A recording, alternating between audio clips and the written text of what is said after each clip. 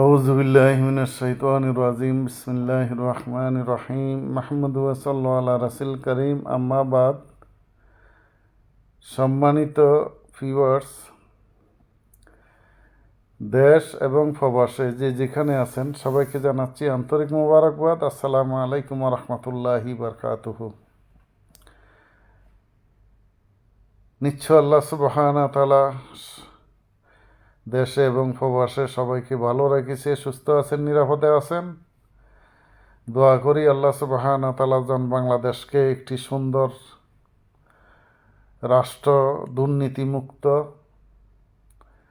এবং জুলুম মুক্ত, দুঃশাসন মুক্ত একটি সুন্দর রাষ্ট্রজন হয়, সেটার জন্য দোয়া করি। কেননা শুধু রাষ্ট্র মেরামত করতে গেলে আল্লাহর সহযোগিতা ছাড়া মানুষ রাষ্ট্র কখনো মেরামত করতে পারবে না। যত খায়ের আর যত তার প্রয়োজন সব কিছু আল্লাহর পক্ষ থেকেই আসে। তবে মানুষের দরকার কি? নিয়ত। যার নিয়ত পরিষ্কার তাকে আল্লাহ সুবহানাহু ওয়া তাআলা সম্মানিত করে। যার নিয়তের ভিতরে কোনো গণ্ডগোল থাকে, তার নিয়তের ভিতরে হিংসা থাকে, তার নিয়তের ভিতরে মানুষকে দমন, বিভিন্ন মানুষেরকে শোষণ করে, তার নিয়তের ভিতরে যদি খারাপই থাকে, আল্লাহ সুবহানাহু ওয়া তাআলা তাকে বেইজ্জতি করি। যে কোনো প্রকার সে বেইজ্জতি হবে এবং আল্লাহ সুবহানাহু ওয়া তাআলার পক্ষ থেকে তার উপরে আযাব নামিয়ে আসবে।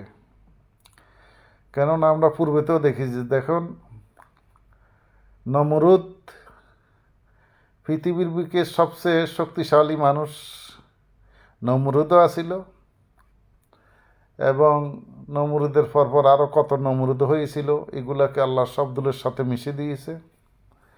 এবং কারুন, তার ধন সম্পত্তি অটাল ছিল, তার ধন সম্পত্তি আজও কোনো হদিস নাই, সারা পৃথিবীর দুলের সাথে মিশে দিয়েছে আল্লাহ। তার অহংকারী, তার সম্পদ, এরকম বকিলগিরিও করা যাবে না। আর বর্তমানে আমাদের দেশের ফেরাউনের কি পরিস্থিতি হয়েছে, আসলে মানুষ শিক্ষা গ্রহণ করে না। শিক্ষা গ্রহণ করে না, এই জন্য অনেকজনে এলেম শিখি, তার ভিতরে অহংকার আসি যে গিয়েছে একজন বড় আলেমে দিন। আবার কেউ এলেম শিখি মানুষের খেজমতের জন্য, সেই হাসানার জন্য সেই সবসময় কাজ করে। আবার কেউ এলেম শিখি যে তার ভিতরে সেই আল্লাহর পক্ষ থেকে অনেক কিছু পেয়ে যায়, কি এরকম ধরনেরও কিছু মানুষ আছে।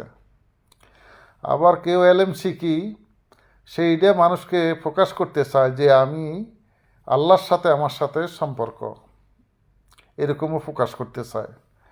আবার কিছু মানুষ আছে তার এলেম শিখার পরে সেই এই বিভিন্ন ব্যবসা প্রতিষ্ঠান করে এবং বিভিন্ন ব্যবসা প্রতিষ্ঠানে বিভিন্ন ধরনের কোরআনের থেকে বিভিন্ন কথার্থী বলি মানুষের থেকে ধোঁকা দিয়ে পয়সা ইনকাম করার জন্য চেষ্টা করে। আসলে মানুষ যারা যারা এলেম শিখে, যারা কোরআনে এলেম, হাদিসের এলেম, এলেম শিখার উদ্দেশ্য একটা আল্লাহর নিকটত্ব লাভ করা এবং জান্নাতের আশায়।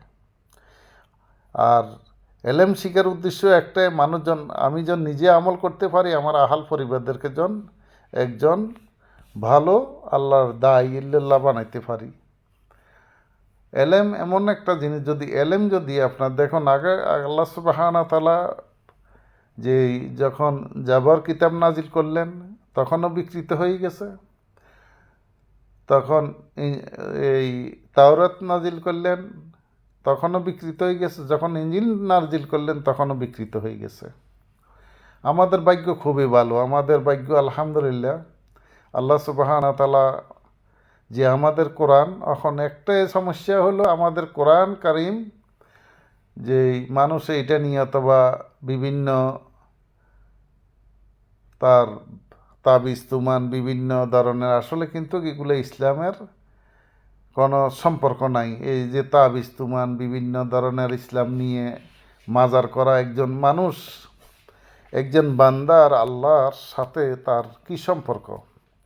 আল্লাহ সুবহানাহু ওয়া তাআলা মানুষ সৃষ্টি করছেন কি জন্য? ইবাদতের জন্য। আল্লাহ বলছেন খালাকনা ইনসান আল্লাহুল মাল বয়ান, যে মানুষকে আমি মানুষ সৃষ্টি করেছি, আমি তাদেরকে বয়ান শিখেছি। কে শিখেছে? আল্লাহ সুবহানাহু ওয়া তাআলা শিখেছে। তো আল্লাহ যদি আপনাকে শিখায় তাইলে আপনার কি করা উচিত? আমল করা উচিত।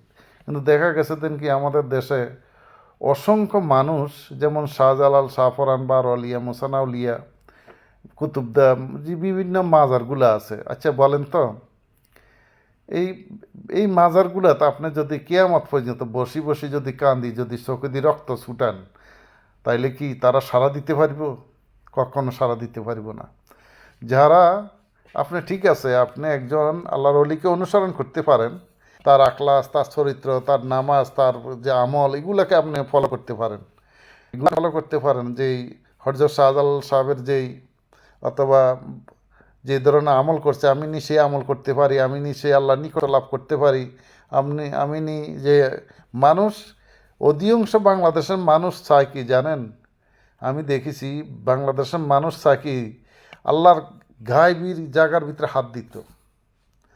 তারা এমন এক মানুষ, বাংলাদেশের মানুষ, যে তারা এলেম শিখি আল্লাহর গায়বী শক্তির কাছে তারা হাত দিতে চায়।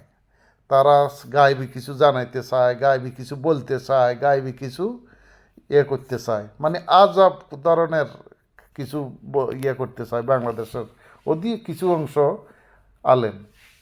আসলে আল্লাহ সুবহানাহু ওয়া তাআলা মানুষ সৃষ্টি করছে, এখানে মানুষকে আল্লাহ সুবহানাহু ওয়া তাআলা যেই মানুষের যেই তার বাত কাপড় যায় কিছু লাগে, সব কিছু আল্লাহ সুবহানাহু ওয়া তাআলা তার রিজিকের ফয়সালা করে রাখছে। এখানে আপনার গায়বী, আল্লাহর গায়বী জানার কোনো প্রয়োজনে নাই। আল্লাহর গায়েব সম্পর্ক আপনার থেকে, আপনি আল্লাহর গায়েব সম্পর্ক পৃথিবীটার দিকে দেখেন, সব কিছু তো আল্লাহর। পানি আল্লাহর, গাছ আল্লাহর, মাছ আল্লাহর, সব কিছু তো, এগুলো তো আল্লাহর সম্পদ। আল্লাহ আপনাকে দিছে এটি খাওয়ার জন্য, আল্লাহ আপনাকে এইসব নিয়ামত দিছে, আল্লাহর কাছে শুকরানা আদায় করেন।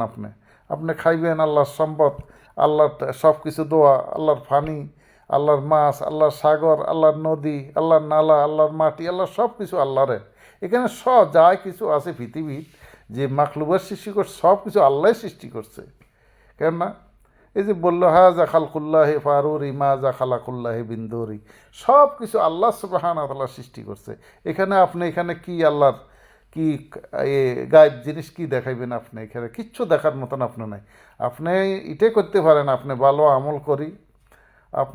আমল করি, অথবা নিজের আহাল বাইতকে ভালো আমলের জন্য হুকুম করতে পারেন, অথবা আপনি যদি মাদ্রাসার শিক্ষক হন, আপনার মতন একজন শ্রেষ্ঠ চরিত্রবান একজন ছাত্র বানান, আপনি একজন চরিত্রবান একজন দেশের সেবক বানান, দেশের মানুষের কল্যাণের জন্য সে কাজ করার জন্য তাকে তৈয়ার করেন। কিন্তু এখানে আমাদের দেশে কিছু কিছু আলেম আছে, তারা তাদের বাবা ফিরছিল, দাদা ফিরছিল, মানে হদ্য গোষ্ঠী ফির নিয়ে তারা ফিরের প্রশংসা করতে করতে শেষ।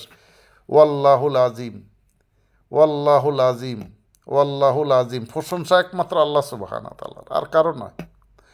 আপনি যদি ইবাদত করতে হয়, একমাত্র আল্লাহর ইবাদত করতে হবে, আল্লাহর জন্য করতে হবে। আপনি যদি প্রশংসা করতে হয়, একমাত্র আল্লাহর প্রশংসা করতে হবে।